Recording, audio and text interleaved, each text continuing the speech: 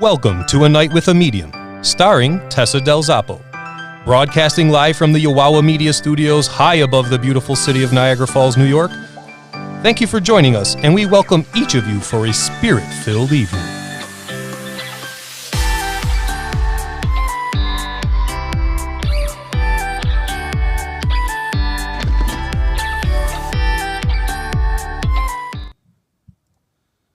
Hey everybody, welcome to A Night with a Medium. Great, so tonight, let's see here. I hear, there we go. Okay, welcome. Oops. Okay. Yeah, thanks, Peter. Just joking, you know I love you. Very excited about tonight's show. So tonight we have on, if you've been following me, I have a very special guest, Nick Groff. You know him from Paranormal Lockdown. He was on Ghost Adventures a while back, and he's got so many other things that he's a part of, that he's creating, things that aren't even out there yet, but I'm very excited for. We did an interview recently, and I'm really excited for everybody to see it because, you know, for him being in the paranormal world, paranormal investigator, and then myself as a medium, really kind of cool to see the two worlds collide and the things that we talk about, and I could probably talk to him for like 3 hours if somebody let us. So very interesting. And the second half of the show, after our interview, is going to be me doing call-ins. I'm going to take your calls live. I'm going to take your questions, and I'm going to do some live readings. So I'm very excited for it. I hope you guys enjoy the interview, and then I will be talking to you guys soon.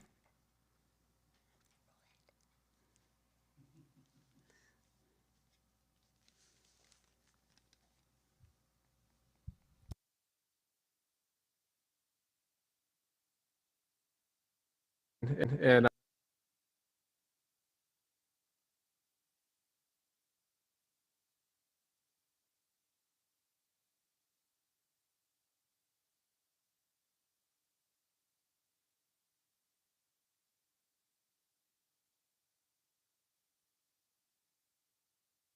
Thank you so much for coming back on. How are you? good. How you doing? Pretty How's everything? good. Yeah, doing okay? Chasing around some kids today. I for know. Labor Day. I had my kids this weekend, and I took them camping up on north to Maine. So we just got back from camping, and you know, it's like we were sleeping in a tent all week, and it's just I was like, then I dropped them off today, and oh man, it's just like I can't. And I was trying to edit and get my project done and everything like that. So it's like you can't really do much when you know you're focused on. They throw you off. I'm telling you, they throw you off. Yeah. Your head feels like a mess after you're done. You got to love them, but. I love them to death. Like I never, my problem is I can never say no to them. So it's like, like, Dad, help me build this Lego castle. Cause it's my daughter's birthday. So I saw that. 6. Yeah. So I was like, okay. So I did that at 6:30 a.m. Like quickly built the whole castle. Right. Like by 7:30, I'm like, I have to edit. Right. So. You're like, take the castle. Love you very much. Give me a second. Mm-hmm. Yeah, I know. I feel Totally. you. I know. Mine is 6 too. My son is 6. My other one is 4, going on 5 in a couple months. So. Wow, that's awesome. Yeah, they grow up quick. My oldest is turning 10. Wow. 10 in December. Yeah, I know. Does it get better? No. And my youngest, who just turned 6, she's a total Virgo. So she's like a complete Virgo. Yes. Just like crazy. Like I don't know. I know. Funny. I got a Gemini and I have a Scorpio. So one runs into walls and the other one is happy 1 minute and you know, sad the next minute and super fun. Yeah. Well, anyways, okay. So thank you so much for coming back on here. So we, you know, last time we were on, unfortunately, we had some things where people couldn't see, couldn't hear you. So I'm really happy to have another chance to be able to finally see what you got to say. No, it's totally cool. Yeah, no, I mean, I'm pretty chill about it. I just haven't been doing a lot of podcasts or stuff because I mean, I'm just like doing stuff every day. But like, obviously, you've been super cool and supportive. So yeah, anything I can do to help. Yeah, no, I appreciate it. Your podcast looks amazing. It's going really good. Oh my God. So I saw like where you guys were like climbing a mountain and I'm like, God, where does he get that energy from? Yeah, that was, with my couch. Yes. Yeah, so I started that series with him was it a year ago? Actually, almost, yeah, or beginning of last year. So, Yeah. um, Yeah, super cool. Even yeah, your podcast, everything you got going on is awesome. yeah, and I'll be announcing soon. Like, nobody really knows this, but obviously, I can't say what yet, but I have a new series coming out, so I'm really excited about that. I've been Yeah. working really hard on it. I think I told you a little bit about it last time. Yeah. Yes. Yeah, I'm So very excited about that. Super excited. You just have so many good things happening, and I talk a yeah. lot about with my guests. I have entertainers of all kinds, I guess you can say. And everybody's really under the same pressure right now when in entertainment, TV shut down. People are resorting to creating their own this way through podcasts, which you're doing as well.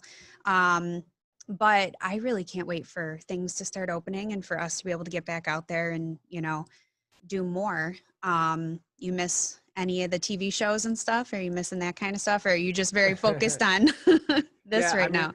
I was lucky enough to film all my stuff last year, at the ending of last year. And the whole thing is like are we on yet? Or Yeah, are no, we we're recording. Yeah, we're Oh, we recording. are. So, yep. Awesome. Mm-hmm. Cool. Yeah, it's crazy because last year I was lucky enough to go off and financially go on my own and produce my own series. So I was really excited about that, and I was lucky enough to be able to finish everything last year. So now we're just in the final stages, and pretty soon we'll be announcing some really big things to come. So, Yeah. but like I said, I can't say yet, but I'm super excited what's about to happen, because Yeah. I think this is gonna push the paranormal forward. It's gonna kind of flip it on side its head. Like when I first created Ghost Adventures, it was one of those things where I just wanted to see if ghosts existed. Yeah. I've been passionate since a little kid about aliens, UFOs, space, time. And Yeah. I was that weird kid at 13 that would be like, I'm going to Area 51. And I'd Yeah. stare at the stars at night, and I'd just be like, oh man, Yeah. what else is out there? Like, we can't just be the only life form, on the speck of this universe. There are Right. all billions and trillions of stars, whatever the infinity number is. We really don't have a clue. Yeah. But all we can do is think outside the box and keep evolving as human beings. And I think that's the great part about my part of my life right now is I finally came to a half conclusion of my first part of my life, Yeah. that, man, living, I feel, is special, because if you can be content with what you have, who you are, and have no regrets at this part of your life. I just turned 40, so I'm like such a deep thinker, where I'm like, Yeah. oh, I thought it was all this stuff in my previous part of my life, like my Yeah. 20s, then my 30s, and Ghost Adventures, then Paranormal Lockdown, and all this other stuff I've done, and then meeting this person, then that person, and just, Yep. it's all a life journey. And I Yes. think that's the greatest part about living, is the life journey, and, Yeah. and all that information that we're collecting and experiencing. It's all, data logged into this brain that we have. That's the most powerful thing in the world. And I Yeah. feel like, you know, there's something bigger in the scope of everything that happens when we just die from this body right here that we're Right. living in, this capsule that we're given. Yeah. And Yeah. I think we have to make the best of it, no matter with what we have, what we're doing, the ups, the downs, whatever, rattles our world. We have to be able to evolve as human beings with what we're giving. Yeah. So when that time comes to leave this body, we can move to that next phase. And I think Right. some people get stuck in the box, or get stuck in like, oh, this is terrible, and Right. take themselves out of it, or they can't look themselves in the mirror, or they can't push forward. And I feel like in order to do that, you really have to like come to heart with yourself, and just mirror image all those emotions and energy, and put it back into the universe in like a fivefold way, where you're going to ripple effect in an energetic way, Mm-hmm. in a positive meaning. And I think if you can dive deep into that, that is what living is all about. So I mean, for Yeah. me, that's where I'm at in my life. I'm like you were saying, I'm doing all these projects, but I feel like it's like it's like the old saying, like Tupac would say when he was alive. It's Yeah. like I'm in the studio putting out as many lyrical, poetic tracks, or any musician that is like, or anybody that's like heart driven, Right. any artist or any person that believes in something fully, you are like 150% like grinding till that day. That is so true. So true. Yeah. But I think it's scary too with like personalities like myself, right? I'm an Aries, so I'm like me too. Yeah. So you get what I'm saying, like yeah. free spirited and like like go here, go there, look at the rabbit running. You know, it's like, the squirrel moment, squirrel. Exactly. You got to have a balance, and I think that's what I learned is I got myself into a crazy situation where I'm like, I want to do this. Okay, I'm doing that. I'm doing that. I'm doing that. And it's like you spread yourself too thin, right? Right. So you got to learn to focus and put your energy into that one thing, complete it, and then move on, you know, and do that next thing. You can have 10 different things going because you don't know when that next one thing is going to be like, woof, that's it. You're doing it, you know? Yeah. Yeah. People don't understand the power, I think, of manifestation, really, where, you know, and when you spread yourself too thin and you're not so focused on the one thing that you're really looking to do, it won't manifest as quickly. It won't sometimes not manifest at all. But when you really dive into it, like you said, it translates. I mean, like the universe leads you to where you want to go.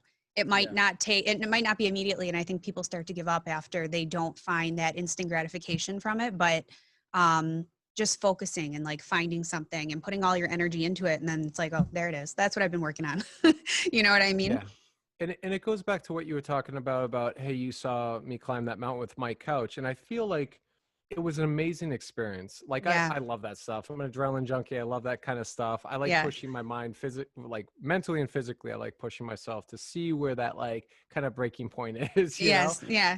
But I think there was a bigger picture that was happening and we didn't even know it at the time. It was Mike calling me saying, look, I have this situation. I have clots in my leg and, you know, I don't know what's going to happen with the future of myself. So I need to do something now, you know, and he wanted something to take his mind off of things. So he wanted to climb a mountain and he said some like crazy mountain. I'm like, whoa, let's slow down here for a minute. Let's climb Mount Everest or something. I'm like, come on, man.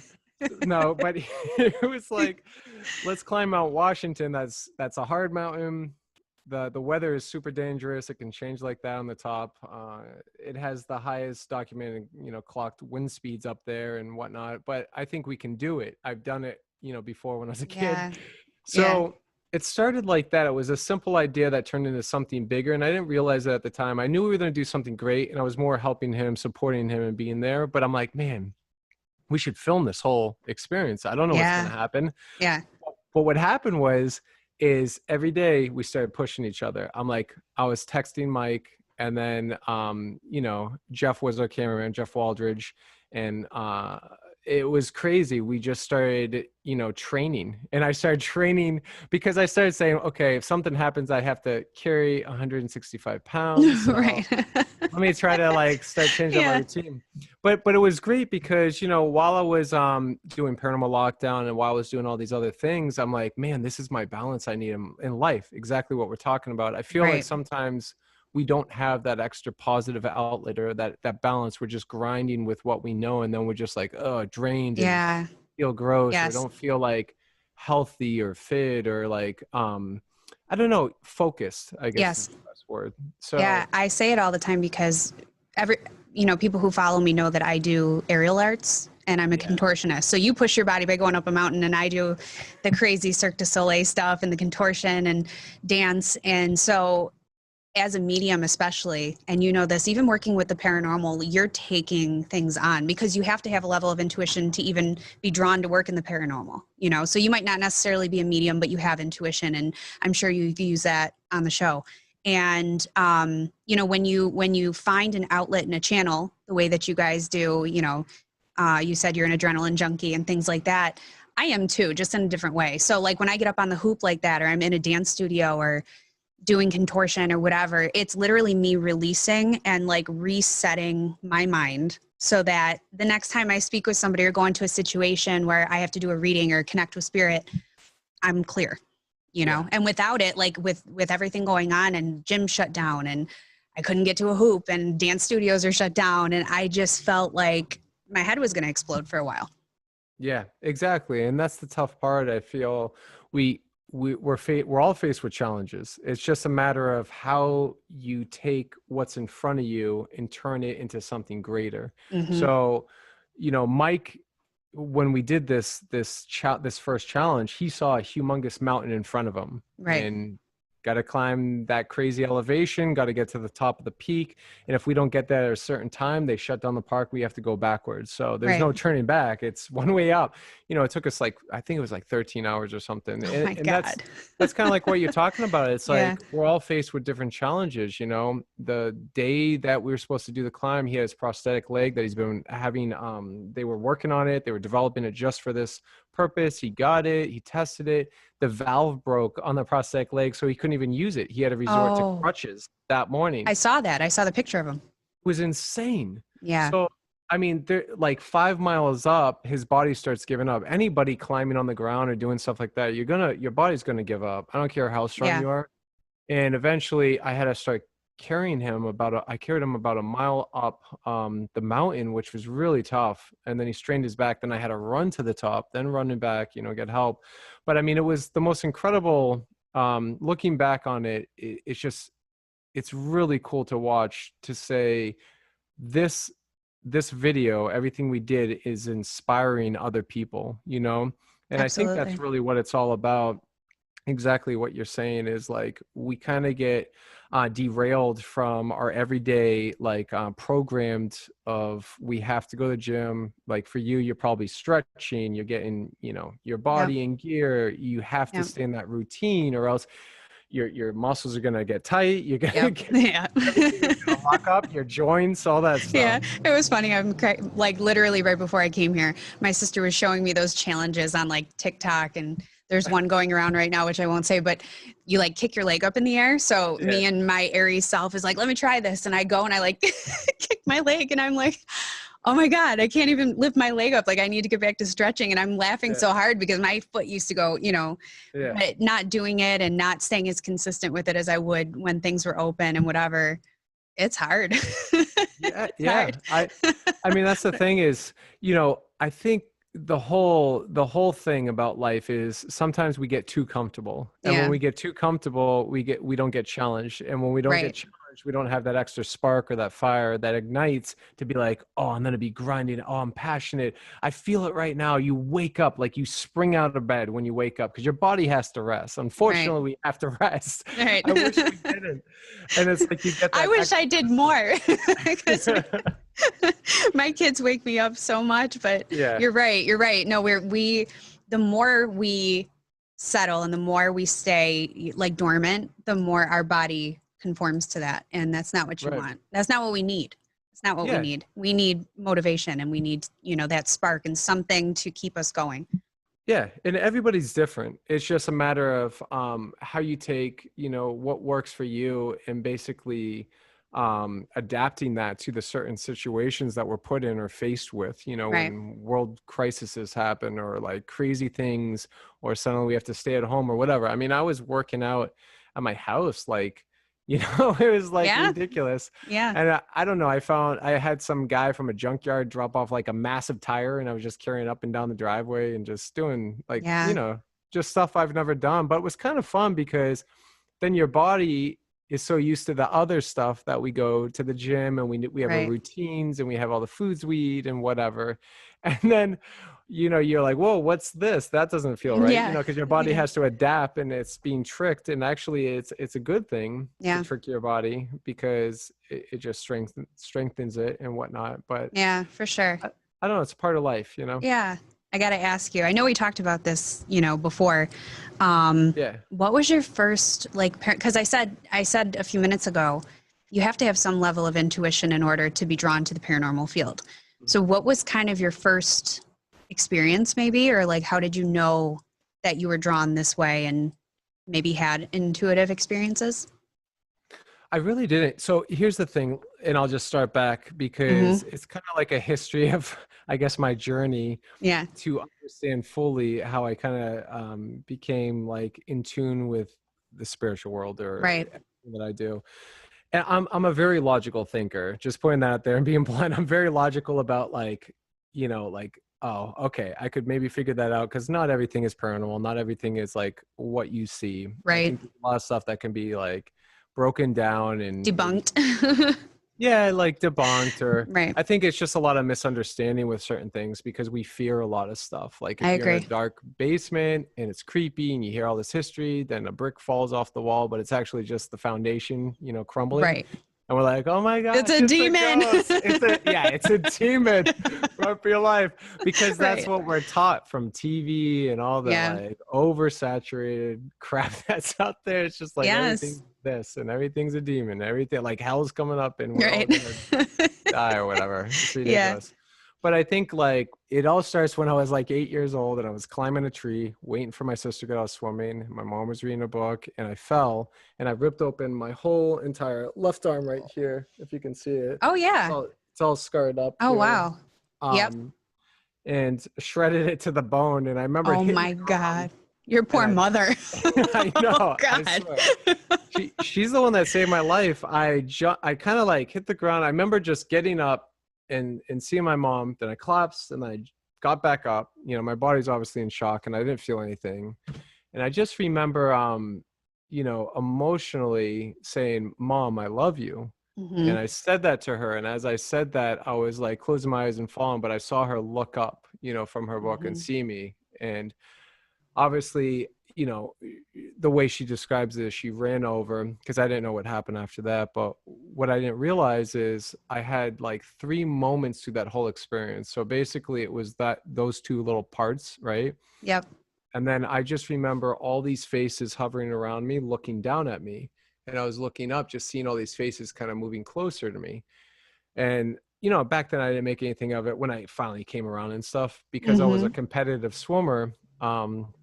So basically I just remember that I remember being in the ambulance, that I blocked out, that I remember being in the hospital and seeing my sister crying, my dad there, and like my whole, there's like a blanket over my arm so I couldn't see anything. And I just feel my kind of like, you feel you're being tugged on or whatever. Yeah. But obviously he's like putting 100 stitches in me. And, right.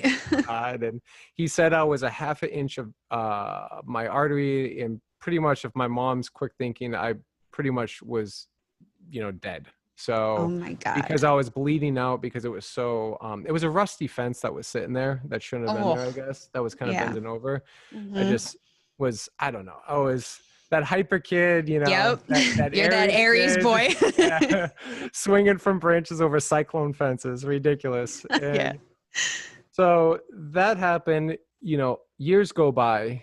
Obviously, the best thing for me at the time was they forced me to get back in the water a couple months later or whatever. And I started swimming, and then I broke the fastest freestyle in the United States at the time from age 9, I think it was, or around 8. It was like the end of 8 to 13 years old. I had like the fastest free in the United States. Around that's amazing.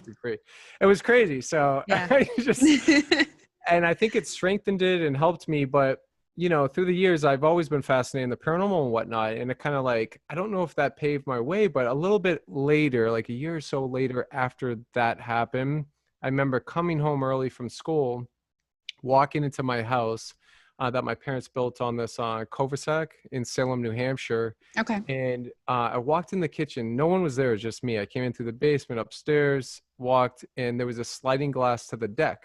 I just remember seeing this all shadow figure man standing there, and it scared me so bad. When I turned the corner, I ran downstairs out into the neighbor's yard, and like a couple minutes later, I saw my mom come driving in.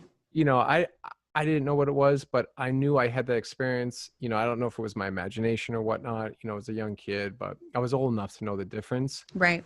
But a little while later, we got broken into at that house, and my mom's wedding ring got stolen, and a bunch of like stuff got stolen, which is kind of stupid. So someone robbed us years. Right. I was like, okay, is this something I really saw, or was this a paranormal experience? Right. But here's the interesting part. Years later, like in my 30s, right? Ghost Adventures becomes a success. I'm doing my thing. I'm talking to my parents, and my mom says, right before I'm about to write my book, I started kind of regurgitating all this information to, really go into talking about my life and stuff when Jeff Belanger helped me write my book. Yeah. And I was asking about like when I was a kid and all this stuff. And she said, no, when you fell to the ground and ripped open your arm, she's like, I ripped off my shirt, tied you up, mom, mighty mom goes into motion, and she picked me up, carried me inside, sat me down. She's like, there was only like 2 or 3 of us. I was calling the ambulance, and there was like 2 other people. There was not a huddled amount of people around you, she says. So I don't know. I don't know if I knew any of those people that like my family members that passed away or stuff like that. Do you know what I'm saying? I do. I don't know if I crossed over, if I was crossing over, if I was dying. I don't know if I did die. I don't know. It's weird because they say, I had a near-death experience or whatever. But that was my experience. And all I know is after that, a lot of weird stuff had started happening in my life. It's almost like this was what I was destined to do. And there was a purpose for all of it to happen. And that was kind of like, it's like the old movie Shogun Assassin. It's like you choose the sword or you choose the ball. Which one would you want? Right. So I chose the sword, obviously, with the tree, and I kind of took that path. And it's just weird because I got to a point where I started looking back on all these experiences, and I think that's where it started to dawn on me, like, my mom said a little bit after that, I would be up in my room, and she said I would be talking to somebody, and she said, and I vaguely remember it. She says she clearly said she would go and creep in and be like, it would creep her out, I guess, because I would be. She's like, it wasn't your imagination. She's like, you would have imaginative, like playing like G.I. Joes and like, like kid stuff. She's like, I knew when your imagination was going, you were wild and you were crazy and whatever. Yeah. But she said that I would be in there talking to angels, she said. And she's like, I would be there talking up into the corner of the ceiling and talking to some angel, and like, because she was, she's Catholic, and she, goes to church every day and all that stuff. And she kind of knew what was going on, but like, I didn't really know that stuff. You know what I mean? I was a hyper kid, and I didn't really pay attention to any of that stuff. No, not you. So I was just kind of in my own world. And I guess she says that I was just having these crazy experiences talking to someone in my room, and really, I don't know, speaking in different like, terminology, I guess, like to angels and to different things. And she's like, I mean, she's like, it would scare me at times because I think there's really somebody in your room. Then I'd go look, and then it's like just you all of a sudden. So now what's weird is I started to learn my grandfather, her dad, who passed away. I mean, I was really close with him, and I guess he had like a gift of psychic abilities that never talked about. Never talk. I mean, you would never know it. He's just like a humble, really hardworking truck driver, like big family and like great person. But he would have dreams. And then he would tell my mom about it. And he said a lot of things before he passed, and years before that, before I even knew about it, my mom would tell me later in my life, and it came true. Oh, wow. Like he would tell my mom, this is going to happen later in next life. And she never told me until later. So my mom would actually have similar things happen to her. She has very visual, vivid dreams about certain things. And she doesn't do it a lot. And she's not overly like, how there's some people that are overly like, yes, this is everything. That it's very like, it's like maybe once or twice a year. It's like, I'm just letting you know, this, I just had this and I had to tell you, but I don't know when it's going to happen and what, but this came to me, it's stuff like that.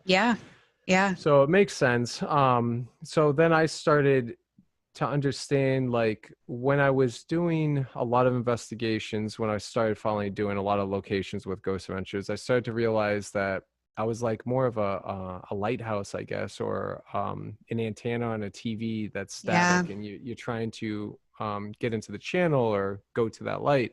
So I started to have a lot of stuff happen, and they started to realize that the 2 other guys, where I would have a recorder back then, and when I started having goosebumps or electricity, or I felt like something was moving through me or whatever, and I could see it in my head. I mean, I'm not like one of those people that would see things, but I know it just based on emotions and stuff. Like, I really pick up on it, and I would be like, roll your recorders, or this is what I'm feeling right now. Or I'd just be quiet, and I would know, like, I don't know, it's very creepy, like almost channeling through to that. Yes. Yeah, that's exactly energy. And then we would obviously get stuff. So it's really interesting, just how my life has been paved in that scenario. So I think like at early age, to answer your question, that's where it all started and kind of ended up to now. But to be honest, like in the last 3 years of my life, I've really, really honed in on my, like, on listening to myself more. I think I wasn't doing that enough. And I was so distracted by all the noise and the reality of this world that I guess didn't care and was being redundant and just doing my thing and like, like whatever about everything. But I started to really, really, come to terms with myself, especially in the last like year, I would say, really, really just like have no regrets. And this is who you are, and this is what you're doing, and this is like the path, and you have to, like, these are what you have to do, the next step in the next phase, because like through life I've been let down so much. And I think like it's been a struggle for me. I think a lot of people don't know, like, my life, not to be all but it's true. It's petty true about myself. Like I don't need a tap on the back or you're a great person, Nick.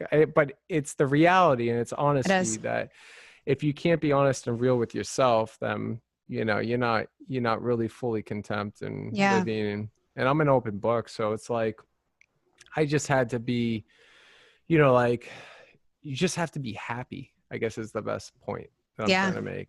And I think with your level of intuition and how I had said that, well, and I think I might backtrack a minute, but I think there's something to be said about the experiences that you've had, because you find that, well, I find in readings or just in my work, a lot of kids have very similar experiences, like, and they can't make that up. When it becomes a pattern, it's like around the same ages, they're talking to somebody that's not necessarily there, or the parents don't see them, or they're tapping in, like I did, to somebody in the family who's already passed and giving information about them. That was like one of my first experiences. But there's people who do have those near-death experiences, or even just some kids seeing angels, and talking to them and seeing them surround you. If the pattern is so consistent with so many different people, there's something to be said about it, and I truly believe a lot of the kids, and especially ones that I've worked with, I see that they grow and become, as you say for yourself, as I have in my own path, intuitive, and you follow some sort of path. But I personally believe that with that path, and when you're given that in life, and you have this intuition, and you have, I don't know, maybe it's a goal. Like maybe we were put here for a purpose, obviously, and a goal for us to figure things out or learn. We're given hardships, but I think, and a lot of hardships, like we carry a lot, and we go through a lot, but then we learn it and we regurgitate it and we teach other people, or we're meant to help other people. And, our 20s is so different than our 30s. Our 30s are different than our 40s. And it's almost like we progress in such a way that we're finally like at peace with things, and we've healed from all these other things. And then now we're at this point of, let's help other people, or let's show this to other, like everybody's got to find out about this. You know what I mean? It's like you hit this point of acceptance from all the lessons that you've learned, and you start to kind of use your intuition. It never goes away, but you channel it differently. Right. As you're saying, like you start to trust yourself more. Like, what do we need? I think another thing, and I know I'm rambling, but another thing, as being an intuitive person, you're always seeking to help other people, or like putting other people first. And you put yourself on the back burner a lot. And I think as you transition, you're just like, wait a minute, if I'm not okay, how am I supposed to be okay for everybody else? Right. Totally. And I 100% agree. It's almost like you're reading me, because I do that sometimes. because that's my problem in life. I feel like I have a tendency that can get myself, it's a good trait to have and a bad trait, right? So I want to help people. I want to, like, every person I possibly ever have met, I want to help them, or they reach out for help, and then I help them, and then sometimes it backfires on me, Right. And that's just how it goes. But I think maybe that's the industry we're in too. This is true. This is true. The industry is such like a crapshoot. It's like ridiculous. Yeah. I just, look, I'm a New England kid. I am rooted. I have loyalty. and I have honesty, and I hold those dearest to my heart. Yeah. You know, obviously I like to have fun in life and I like to live, but I work extremely hard, and I'm very passionate. But I feel like the industry is so tainted by like, you know, being green, or like, oh, how do I get, you know, to that spotlight? How do I be the number one? How do I do this? Forget about all that. Like, I always get asked that question, like, how do I get on TV? How do I produce my own shows? How do I make this? Like, I made this. It's like, look, if you just create something and you work your butt off, and do you believe in it? Like, do you believe in it with your full heart? Yeah. If you do, then it will happen. And if you like, it's like Field of Dreams. If you build it, they will come, you know. It's like, just do it. There's a lot of people that don't understand. They see the outcome of it. They see the product, right? And they're like, I want to do that. I want to do that. But they don't realize like the years and the time and the energy that is put into it. And coming up, you really have to be, I think what you're saying about the industry too. I mean, there's a lot of ego involved. People want their hands in other people's stuff because, you know, and instead of just creating something and then, like you said, believing in it, and then manifesting it and working, like true on top of manifestation, it's working. Like you really, I mean, even just podcasting, you know this, there is so much that goes into it, right? It's like the planning and the networking and then the producing of it and the technical stuff. And it's like, people don't realize how much is put into it. People don't want to do the work. Yeah, exactly. Everybody wants to be spoon-fed. That's why, you know, those people I say, why don't you just go be an agent then? Because the agents get spoon-fed half the time. Like, I'm not saying they don't work, but I know some really great agents. But I also know there are some. There's some in every. Stuff. Yeah, there's some really great agents. There's probably others who, you know, need a wake-up call. But that goes for everybody, you know. And I think you live and you learn, but you can't top hard work. And it really takes, especially in this industry now, when it comes to paranormal, when it comes to what I do as a medium, in anything with entertainment, if you're not different and set apart from somebody else, you kind of are just a fish in a big bowl. Yeah, that's why I tell everyone, just be creative. Just be creative. Create something, believe in it, think outside the box. You know, take a chance. What's the worst that can happen? Honestly. Right. What's the worst that can happen? You lose money, or I mean, look, you can't take any of this stuff to the grave, but what you can is have a legacy that will live on once you're gone. So I'd rather be remembered for somebody that does something great that ripple affects this universe in a positive, and is like, wow, remember that, remember this, remember that person climbed a mountain or whatever. I just want to do something that's great, rather than, you know, like some clown running around for 2 seconds and it's like, oh, remember him? He was famous on TikTok or whatever for 2 minutes. That one time. No, it's very true. And what you said is 100% true. It's about creating something, creating memories, creating a legacy. Material things, you can't take them with you. You just can't. People, I urge that for people all the time, like create memories, like experiences, you know, stop spending money on things and then put it into experiences and create memories. And, you know, exactly. Yeah. I mean, you said it perfectly, memories.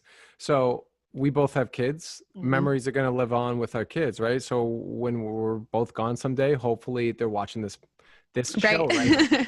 This podcast.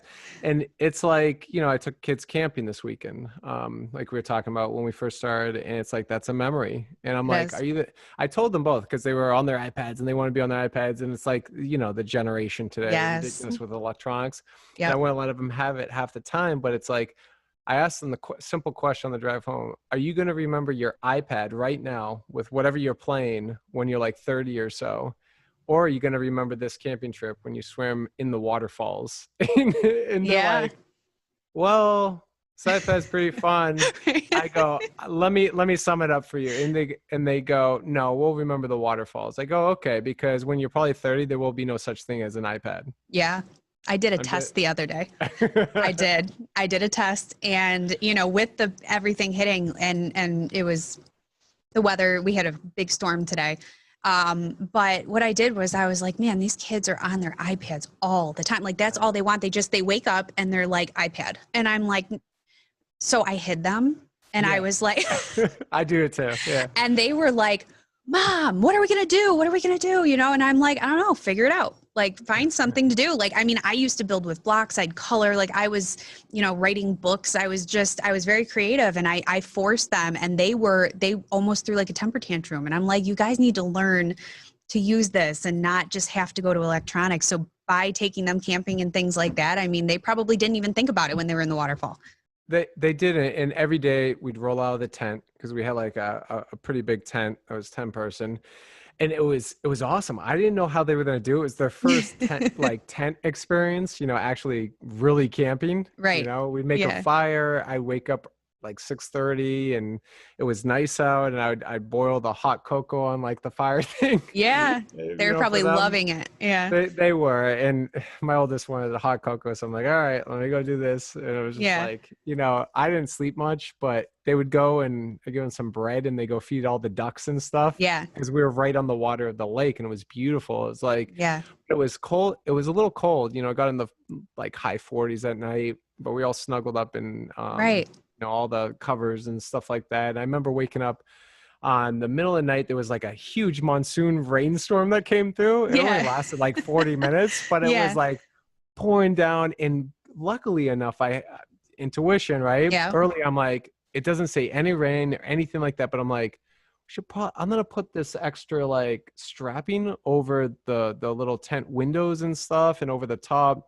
I feel like there's going to be rain. Right. No rain. I'm looking, but I did that, and it was like crazy. It was from like 10 p.m. to like 11, to the point where the tent was almost starting to lift up. It was like almost like, oh my God, it's like a little mini hurricane or something. Yeah. So, and obviously I look over, and my youngest, who's sleeping kind of next to me, they're not even waking up, you know? Yeah. But I started to realize that the tent is starting to like fill a little bit with water. The water. But good thing, I'm telling you, good thing I put all the extra like covering on the tent. Yes. Somehow, I don't know how the water was dripping in. It was dripping all over the place. So yeah, man, it's just like, you know, I had to do like move the generator, lift it up, and this mini generator next to charge, you know, stuff. And my youngest is like halfway out of her sleeping bag, and she looks like she's freezing. Yeah. So I like took the blanket off of me and put it over here. It's just like it never ends, you know. No, I know it doesn't, but it's got to be. I mean, and I know it is so rewarding to like when you see them enjoying those moments. Just as a parent, you're like, I don't even know how to explain it. It's rewarding as a parent to be able to watch, and comforting to know that they're happy. You know, like my mom took the kids the other day. I was doing a show, and she sends me this picture of my kids, and they were literally just throwing bread to seagulls and like screaming at the top of their lungs. Like, and my one son has never done that before, which is so weird because I know my other one has. And I'm like, where have you been for 6 years? Like, you've never fed seagulls? What's happening? And my mom was like, just like they were shrieking because they were so happy. And I remember sitting here and I'm just looking at a picture of them happy like that. And I'm like, everything's just okay. You know what I mean? Yeah. It's just okay because they're happy and they're experiencing these like little moments, and it's rewarding. Yeah, totally. I mean, that's really what it's all about. And that goes back to like our whole discussion. It's just life. It's the experience. It's really doing stuff that's great for, even if you don't have kids, just leaving that mark behind for something, you know, that's going to impact this world for the better. And, you know, when we're all gone, because every second that we're talking, every second that we're breathing, we're passing away. And that's the reality of everything, no matter what your beliefs are. When we're all gone, it's like, man, just leave something behind that's like, man, that person did that. And it doesn't have to be this crazy, you know, thing that was created. It can be something simple. You could help some person cross a road, or it could be just, you know, something that's for the better. I think there's too much negative in this world, you know. There sometimes I mean, like I guess, you know, talking about what the purpose in life is, you know, I think that maybe possibly we've lived other lives and we haven't gotten it right yet. Yep. And here we are. I talk about this a lot. Yeah. I know you have to keep learning the lessons. You have to keep learning the lessons, like Groundhog Day. Yep. I'm Bill Murray just waking up going, oh, here we go again in this life. And this is it's what true. I'm given. Yeah, it's so true.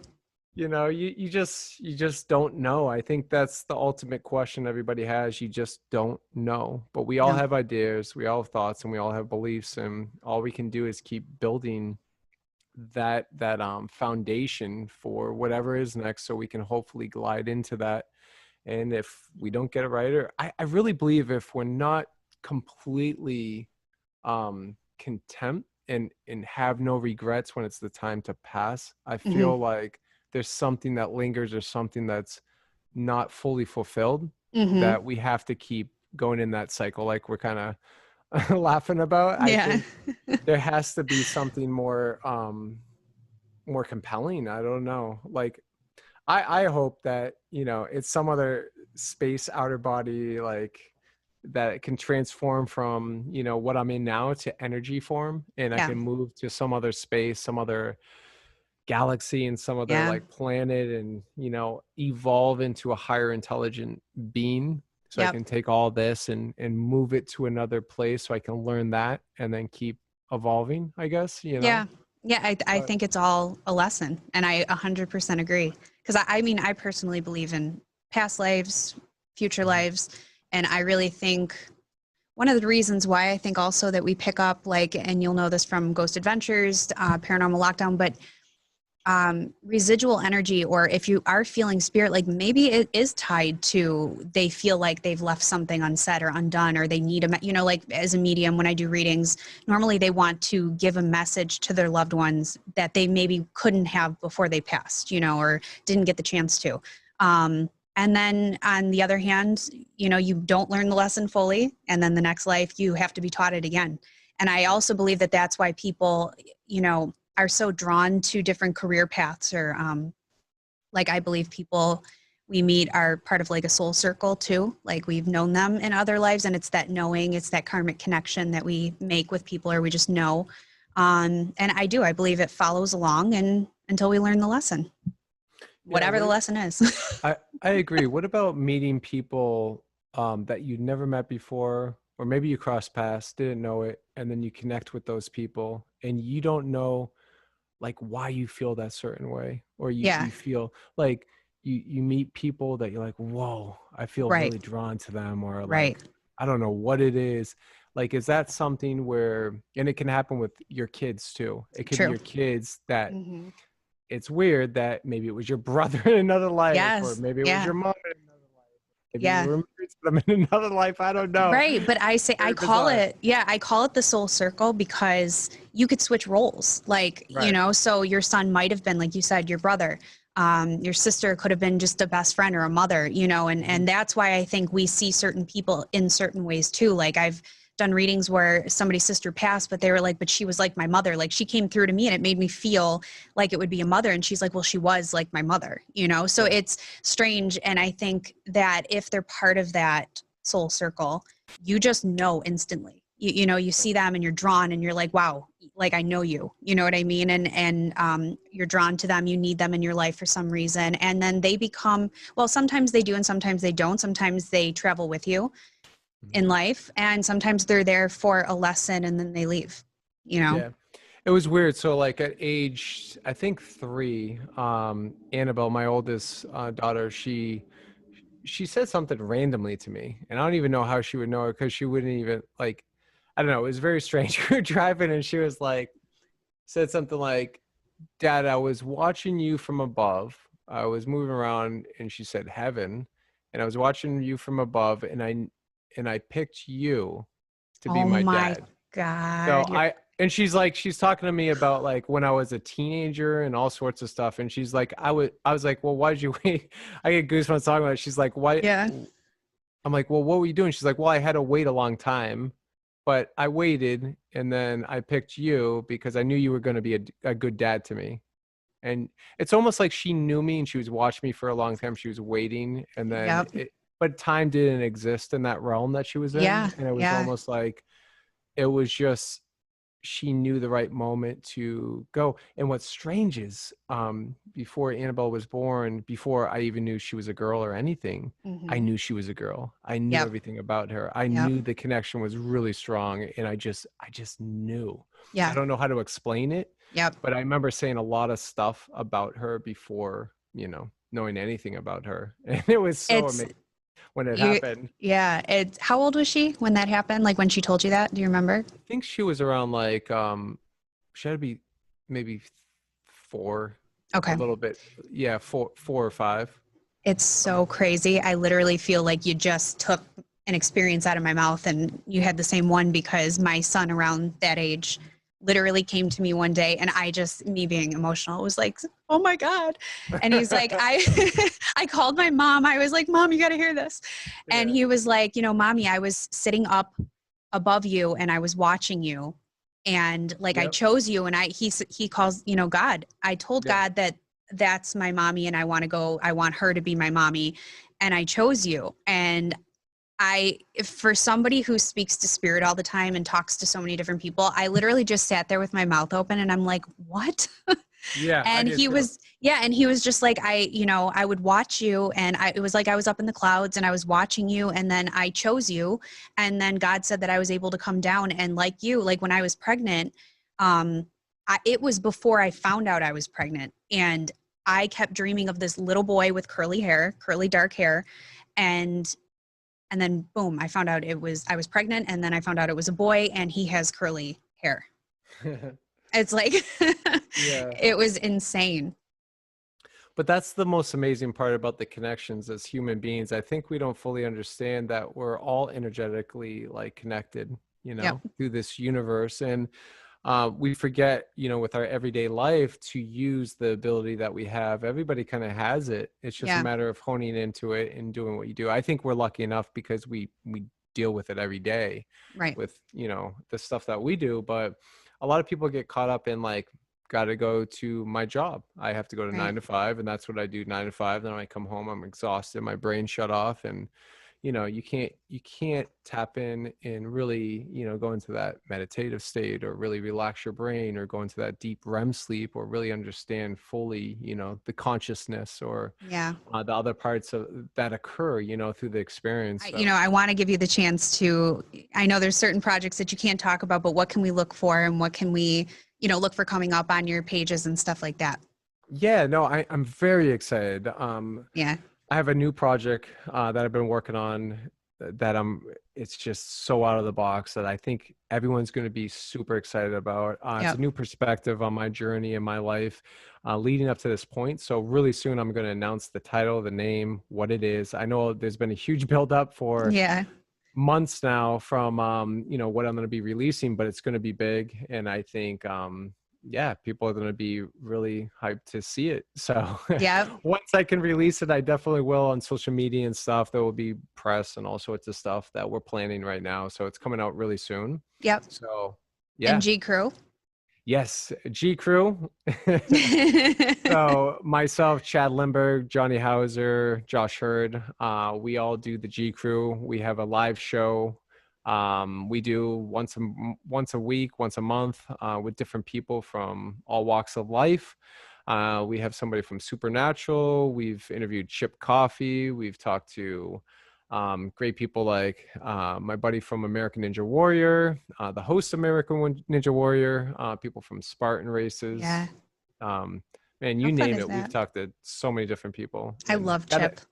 Got to have you on too. Yes, I would love to. I was going to say, I love Chip. I just got to read with him. It might have been last October, November. I forget. I got to ask Dan, but he read at the Statler in Buffalo with me. We got our tables next to each other. October, November. And I got to kind of annoy him during the day.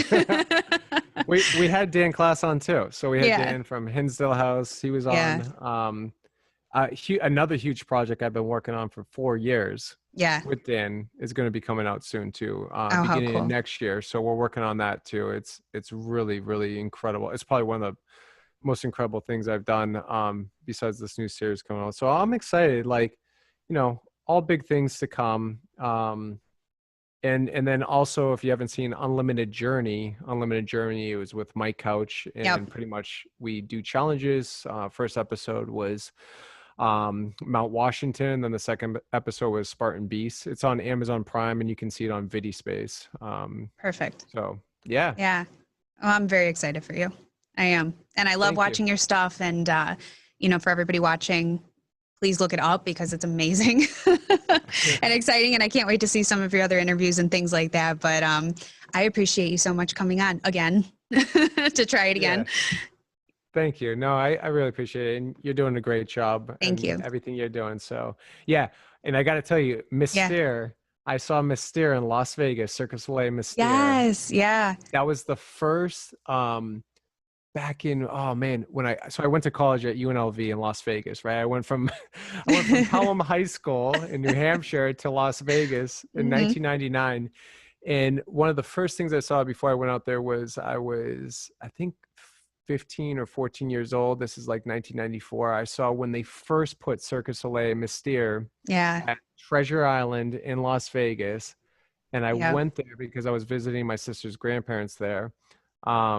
And I went and saw that, and I fell in love with it. I was oh my like, God, yeah. Oh, I have to do something like this. Yes. And it was amazing. I think I went into the gift shop, and I talked to my mom into buying me the CD album. And I was like, I was so fascinated with like the music and like everything about the show and like it's how amazing. It was constructed. Oh, it was incredible. Did you see the Michael Jackson version of it? They did.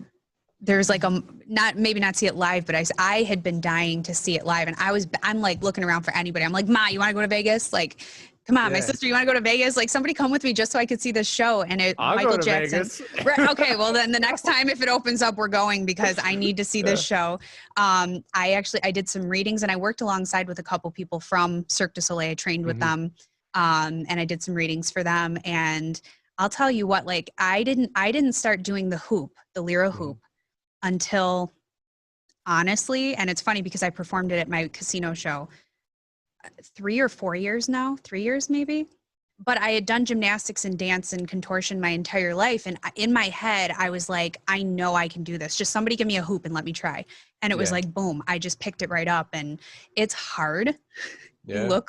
I looked like a battered woman after, because you're bruised everywhere. You know what I mean? Like my back, my legs, my arms, but it's amazing. And then you watch the performances on Cirque du Soleil, and, you know, I do minuscule stuff. I mean, compared to what you see there, I've never had an opportunity to do a performance in that grand of a scale, I guess. But I give props to all of those people. The performances are amazing. They're flawless. I can't wait for entertainment to open back up so that I can go watch a show. I know.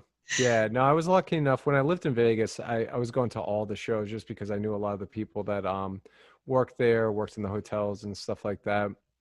So I saw mostly all the Cirque du Soleil shows. I remember seeing the Beatles one when it first came out. I did see, I think I saw the Michael Jackson one.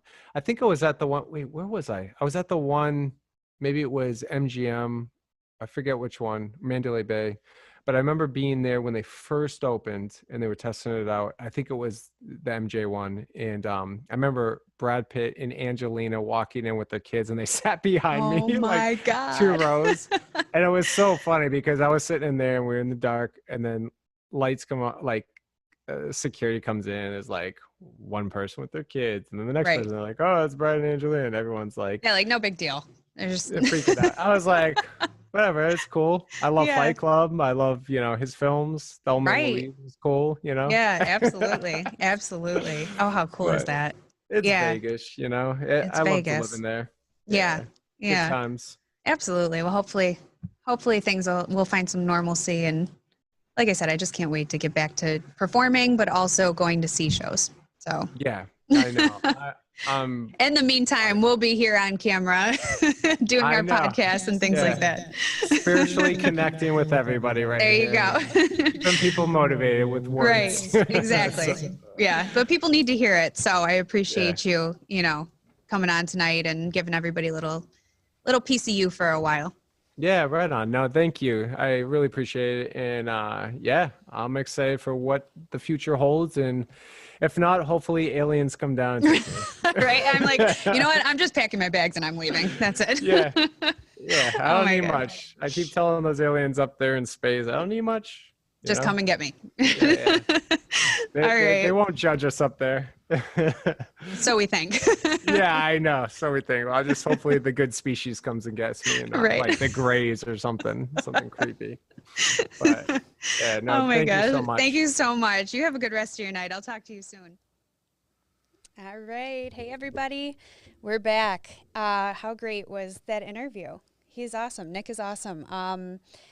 Learned a lot from him. I think it's cool because, you know, what I do as a medium and what he does in the paranormal world, it's the same but different. There's different avenues, you know, and I really enjoy connecting with people on different levels regarding kind of similar topics. So he's great. Definitely keep an eye out for everything he's got coming up. He's got some really cool things that are going to air. I'm very excited for it. So in a second, I am going to put the call-in number up. I already have a call coming in because what I'm going to do now is take your calls. I've been looking over your questions, and I have a few that I'd like to answer. The call-in number is 716-226-0693. Before I start to take a call, I did see one comment on there, and it had to do with like different locations. So obviously Nick is known from Paranormal Lockdown, Ghost Adventures, and somebody had asked like a favorite haunted location, and one of mine that I've actually done myself was Waverly Hills in Kentucky. I went there. It was funny because it was actually my birthday present. For my birthday, I decided to go to a haunted place, and it was actually it's known as one of the most haunted locations in America. So that was probably one of my favorite locations. And as a medium, you know, I didn't bring equipment. I didn't go in there with any of the normal paranormal equipment. I went in there with this thing right here. And I remember picking up on just a whole bunch of different things, but also having paranormal experiences to back it up. There was like a ball that went flying across I don't even know where the ball came from, but it was in the children's ward. It went flying across the room, and picking up on all the patients and things like that, you know, and I think that was probably one of my favorite paranormal experiences, was to pick up the energy in Waverly Hills. I'm going to take a call now. Let's see. Guys are blowing it up. Hi, you're on A Night with a Medium. Hi, I had a question. Hi, yeah. Who am I talking to, and where are you calling from? My name is Doreen, and I'm calling from Pittsburgh, Pennsylvania. Hi, Doreen. Thank you so much for calling in. What's your question? Yes, my father passed away when I was 13 years old, and I'm 47 now. And I just wanted to know if he's still around, because I never got a chance to say goodbye to him. Can I, first of all, I'm so sorry for your passing. What is his first name? I always require a first name to kind of connect a little bit deeper for the reading. My father's first name? Yes. Dennis. Dennis, okay. Immediately when we start to talk, in the moment that I get his name, I was directed up into the head for some reason. So what he showed me was he closed his eyes, but I did get this sensation in my head, which is very odd. And then I saw my symbol for a progressive illness. And what I mean by that is spirit shows me like black throughout the body whenever I feel this. And it shows that something would have progressed. And when he covered his eyes like this, to me, that means that he passed quickly or at a time when people didn't expect it. So would that make sense to you in regards to his passing? Because I almost want to say immediately, yes. like, it wasn't anybody, like, we all carry guilt when we feel we weren't able to say goodbye, right? You know, were they thinking about us? Did they know that I wasn't there? There's all these questions that go through our mind, but I keep feeling the minute that I start to pick up on him that he wants you to know that, like, nobody could have really prepared for his passing. I feel like it happened very quickly. And as I start to connect a little bit deeper, I almost feel like he had something going on with him, but the reason he passed was not necessarily his illness. I don't know if something quick happened or unexpected. Does that make any sense to you, or how do you understand what he's showing me? It's almost like his passing was separate. I do understand. He was only in his 40s when he passed away. Okay. And it was from, he never drank, he never smoked, but he had a massive heart attack. Okay.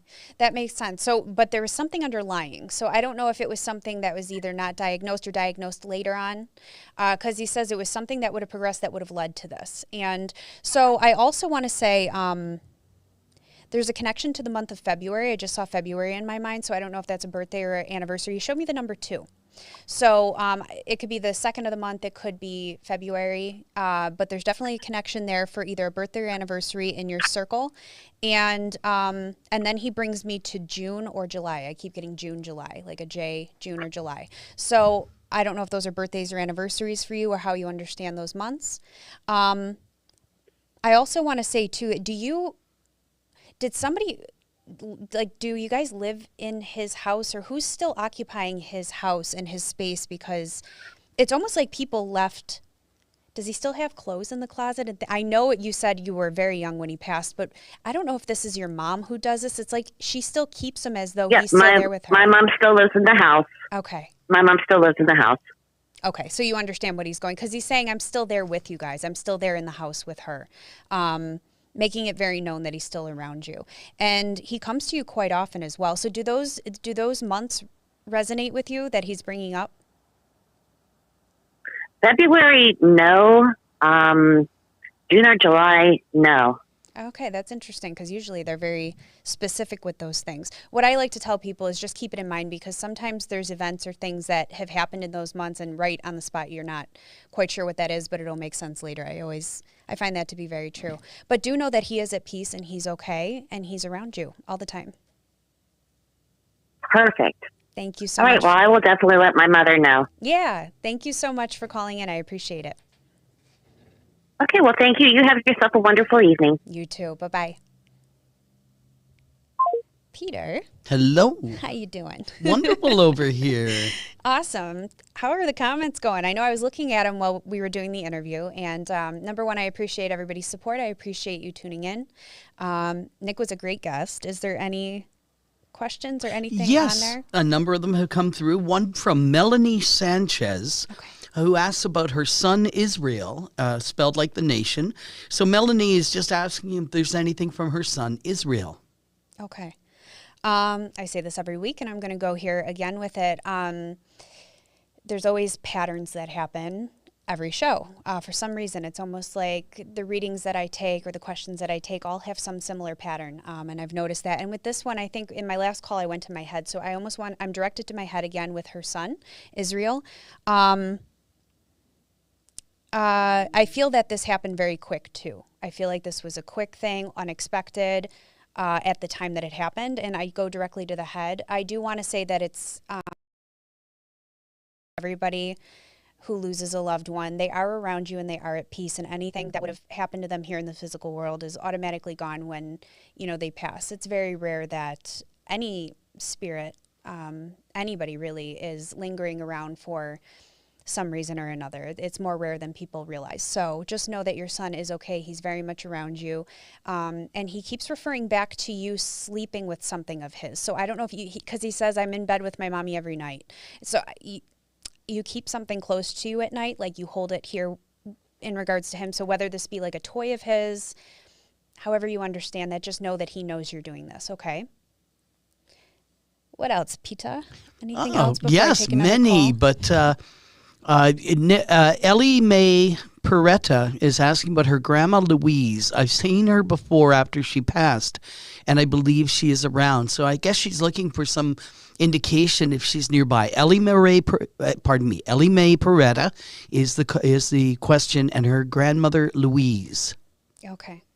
Immediately I get this sense with your grandmother, and it's funny that you said that you saw her because she visits you quite often, and she moves things, and I'm directed to the kitchen with you. So I don't know if this was something that you guys shared, Hi, I'm Dixie, your intelligent assistant. Why is my...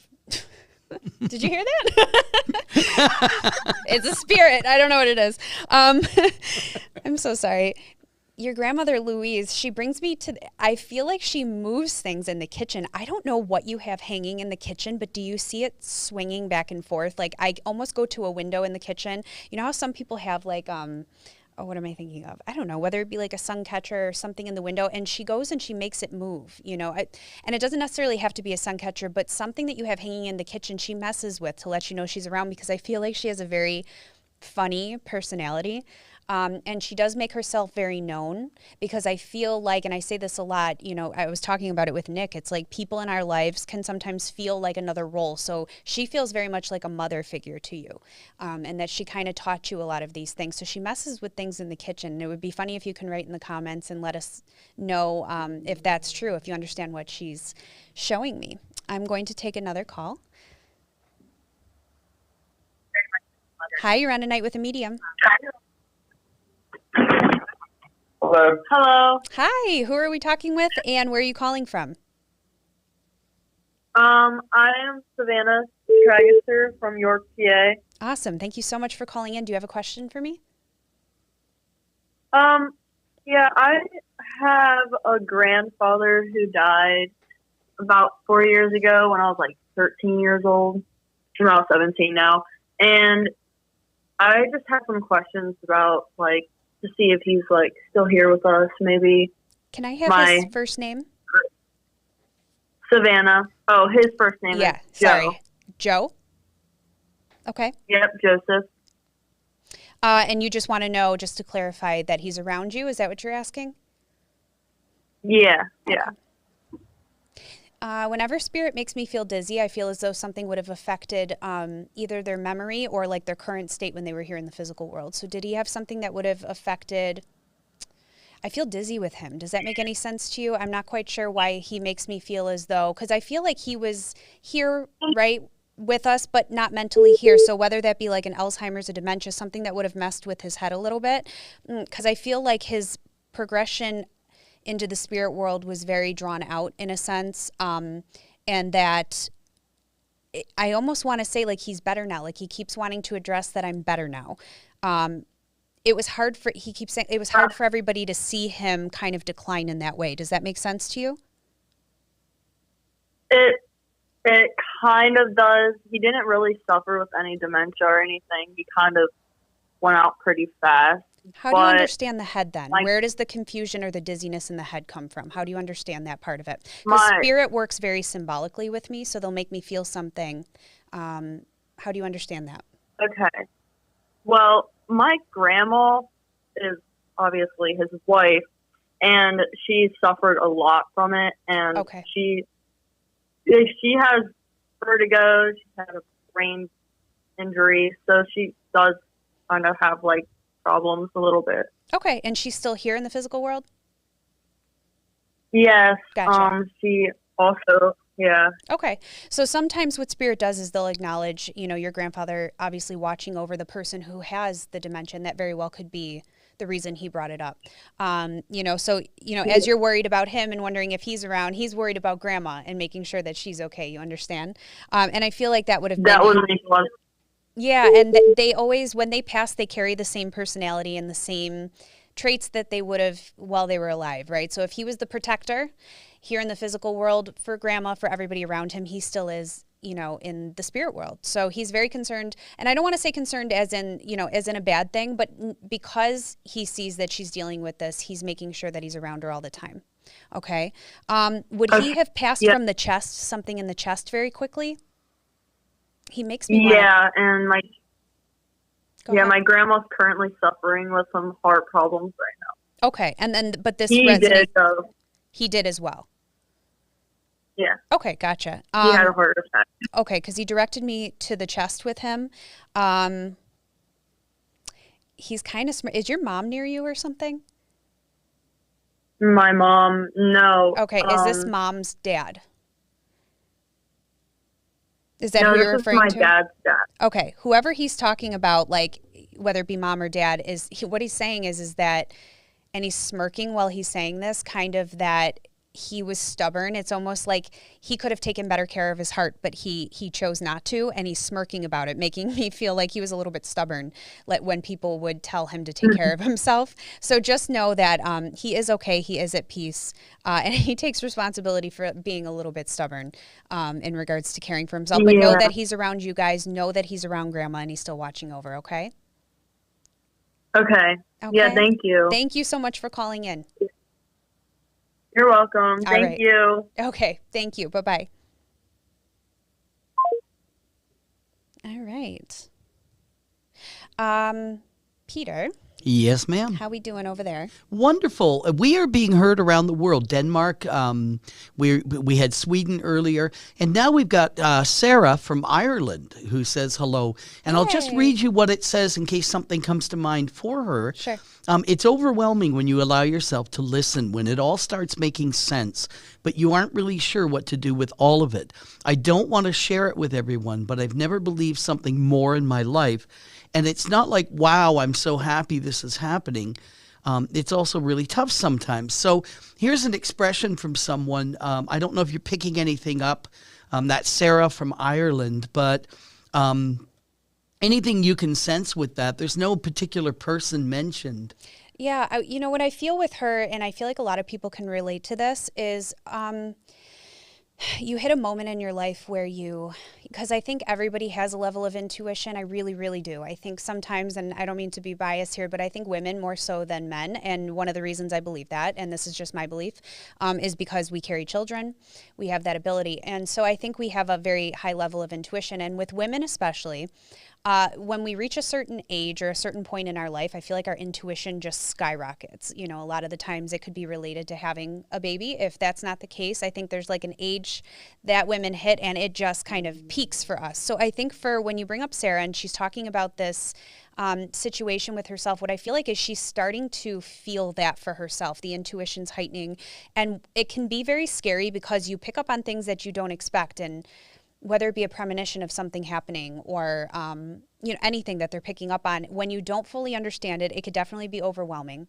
And so, Sarah, feel free to reach out to me at any point in time. I like to help people through this because, you know, there was a point in time where I didn't understand either. So, you know, if I can help you get through that, I would absolutely love to do so.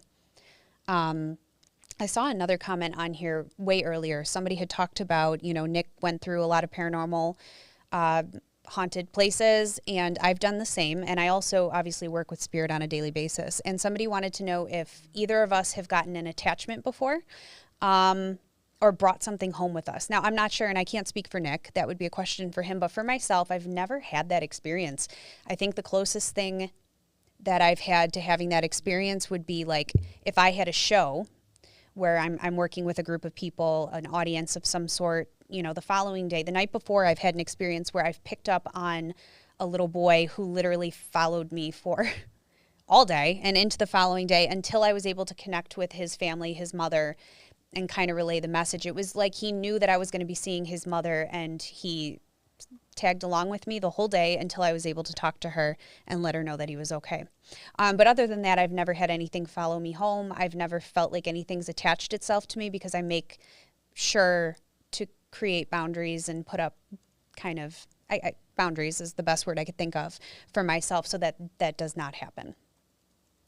Okay, again, the call-in number is 716-226-0693. I'll probably take one or two more calls, but Peter, before I do that, is there any other questions or things that we could address or should address? Yeah, well, Krista Lisi has come up on Facebook, and she said, please, is my dad Larry around? Her name is Krista Lisi, and she's asking if her dad Larry is around. Okay. Again, I get, you know, I'm going to say it again, there's definitely patterns, and I'm seeing this happen. I'm directed to the heart or the chest area with her father the minute that I start picking up on Larry. Again, this is another instance where I feel like somebody didn't get the chance, or they feel they didn't get to say goodbye, but I almost feel like I want to say this from Larry. It's almost like I'm channeling him and wanting to say that Larry feels as though he didn't get to say goodbye. So that leads me to believe that his passing happened fairly quickly. Of course, he's around you. I say this to everybody. You know, they're always around. They're always, you know, watching over us. So know that he is okay. But it's weird because, you know, we feel here in the physical world that we didn't get a chance to say goodbye. We kind of grieve and suffer more so than spirit, because spirit has the ability to be around us all the time and see us and connect with us in a way. So I want to say that your father feels like he didn't get a chance to say goodbye, but he realizes that you guys were there with him, and that he is okay and he is at peace. Anything else, Peter? Before I take there was no. If you've got a call, grab it. But I think I hung up on him because that seems to be another pattern that I do every single week. Lindsay Capizio, she wrote that her aunt just passed away from cancer this past Monday, and I hope she's now at peace. And I didn't get a chance to write back because my computer is going glitchy over here, my own one. But Lindsay, we don't have a name for her, which is always good, ladies and gentlemen, just to share a name of someone that you're looking to connect with. But Lindsay Capizio, and she's asking about her aunt who just passed away. So our condolences. Yes, definitely. Our condolences. I keep feeling this sense that she was either brought home because I heard in my head immediately, like, I'm home or I was home. And it's this sense that she wants to say thank you for keeping her feeling at home, if that makes any sense to you. She was very comfortable during her transition.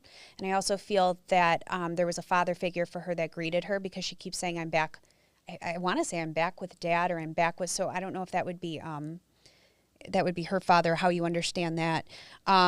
So yes, she is okay. She is at peace. But there's this sense that she keeps saying, and without, I pick up on so much without a name, but immediately I heard I was at home or I'm back at home, or there's this sense of feeling like she passed at home, feeling very comfortable and surrounded by family. So she keeps saying thank you for that. That would be her father. Okay. So I apologize to whoever I hung up on. The call-in number is 716-226-0693. And I've been getting so many calls that sometimes it doesn't even register all at one time. So, can I offer one thing, Tessa, is that I noticed my laptop, which is my computer, picks up from the local internet, is having trouble playing the video on Facebook. I've double-checked other Facebook accounts. We have a way of looking into its speed. And it's working fine in a lot of places. We're getting lots of comments. If by chance you run into problems, Facebook is having all kinds of problems lately with playing, etc. So it's not necessarily on our end. And we are on YouTube under Tessa Del Zoppo. Yeah. And it's a really good feed there, and people are starting to pick up on it. So always check there. I've definitely noticed that YouTube versus Facebook, for some reason, the feed is always not as glitchy, but... Right. But that's all right. So, so the call-in number is 716-226-0693. I apologize to whoever I hung up on. Again, thank you so much for all of the messages and all of the support. I saw another comment on here regarding... you know what? I'll take this call really quick so that I don't hang up on anybody. Hi, you're on A Night with a Medium. Hi. Hi. Tessa? This is Tessa. Who am I talking to? How are you? I'm good. How are you? This is Margaret. Hi, Margaret. I'm doing wonderful. Awesome. Do you have a question for me?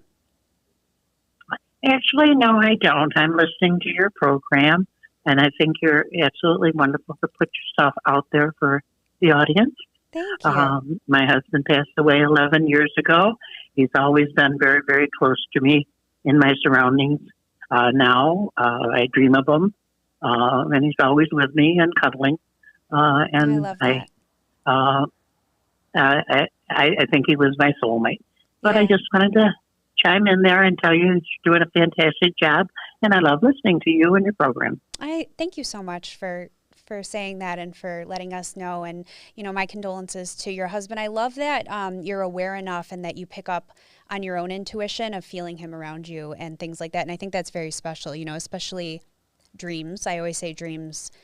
There's different ways to tell if it's a psychological dream versus a visitation, but it sounds very much like you have visitations from him. Oh, yes, very much so. That's beautiful. Well, thank you so much. I appreciate very much that you called in to tell me that. And I wish you all the best. Thank you so much for watching. Thank you very much, and have a great evening. Thank you. You too. Oh, well, that was nice. Mm-hmm. I love hearing things like that. Okay. Well, is there any other things that I need to address?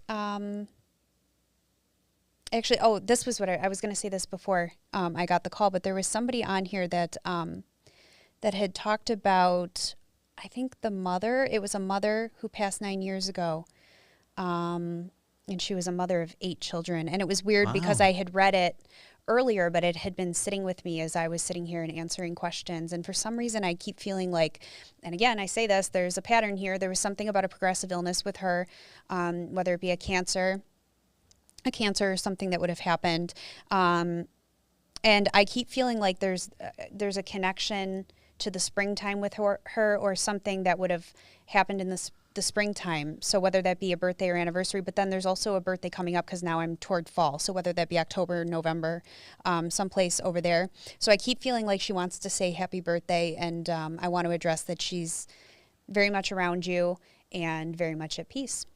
And Tessa, this is important. Lindsay, who you were talking with about her aunt who passed away recently, she did die at home. Oh, she did? You were right on that. Wonderful. And that's great. Thank you so much for the validation, too. I like hearing. It's harder with comments because I'm not talking directly to you, but I do appreciate the validation, and I heard it right away. So she wants to say thank you for keeping her at home and for feeling comfortable during her transition.